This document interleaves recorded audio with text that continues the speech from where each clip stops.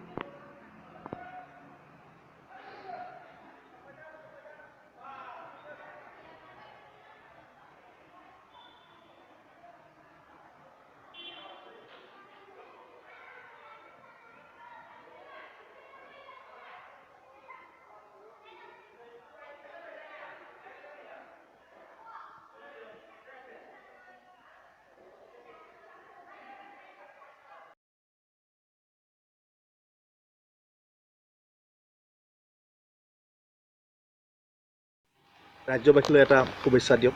হয় আমি গোটেই অসমবাসীৰ কাৰণে আমাৰ বৰদিনৰ শুভেচ্ছা আমাৰ মণ্ডলীৰ পৰা মই পালক হৈ শুভেচ্ছা জনালোঁ। Thank you. কি ক'ব আজি যিহেতু বৰদিন আজি বৰদিন শুভেচ্ছা অসমবাসী সকলোলৈ আমি জনাইছোঁ। বৰদিন হৈছে যীশুখ্ৰীষ্ট ঈশ্বৰ নিজে মনুষ্য ৰূপত পৃথিৱীত পাপীবিলাকৰ পাপ মোচন কৰিবৰ কাৰণে জন্ম হোৱাৰ এটা প্ৰেম দেখুৱাৰ চিন, প্ৰেম প্ৰদৰ্শন কৰাৰ চিন।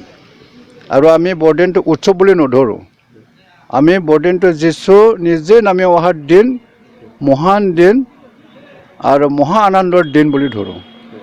সেইকাৰণে সকলোৱে আমাৰ বিশ্বাসীসকলে আনন্দৰে আহে, গীত গান কৰে, প্ৰাৰ্থনা কৰে আৰু নিজে নিজৰ জীৱন প্ৰভুৰ লগত যেন থাকিব সেইকাৰণে প্ৰাৰ্থনাৰে আমি প্ৰস্তুত হৈ আহোঁ। বাইবেল পঢ়ি প্ৰাৰ্থনা কৰি ইয়াত মানে সমবেত হৈ সেইটো মানে কৰা হয়।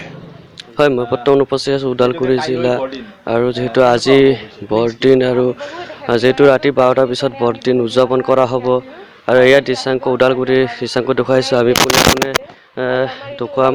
এয়া ওদালগুৰিৰ দৃশ্যাংক পোনে পোনে আপোনালোকক দেখুৱাই আছোঁ এইবিলাক মানে আৰু সৰু সৰু ছোৱালী এতিয়া নাটক শিকিব আহিছে কালিৰ কাৰণে কিবা বহুত ভাল ভাল প্ৰগ্ৰাম আছে নাটক এনেকুৱা এইকাৰণে আমি এতিয়া প্ৰিপাৰেশ্যন কৰি আছোঁ আৰু ৰেডি হৈ আছোঁ। কি ক'বা ৰাজ্যবাসীক কি ক'বা?